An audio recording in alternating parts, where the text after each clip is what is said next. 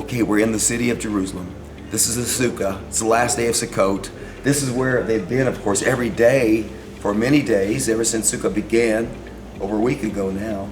And they eat their meals in here. This one's large. It's about 80 feet long, and so you can get a lot of people in here in the mornings, in the noon meal, afternoon meal. But today, they're all coming down to the Western Wall to pray before sunrise, since it is the last day of Sukkot. And so we're going to go that way and watch them come in and watch them pray. Yeah.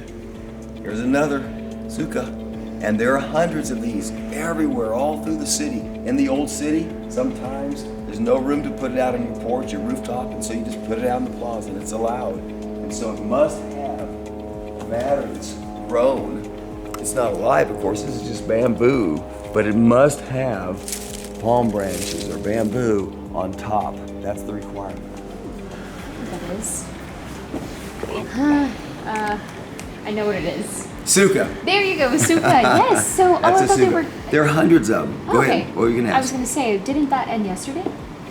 Today's the last day. Oh, I see. Okay. Sukkot began actually over a week ago. Oh, I see. And it goes on, you're supposed to be in it for 7 days. Nice. This one looks sturdy.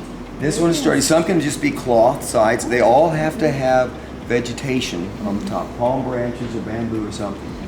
That's considered the only thing you can do that's legal. So, okay. What is it? A Sukkah. Yeah. Yeah. You're seeing they're everywhere, aren't they? Yes. They're just everywhere. They won't be here next week, but they're here today. So. For sure. Sarah, don't we see piles of these everywhere? What is Yeah, leftovers from the Sukkahs. That's what it is. Yep.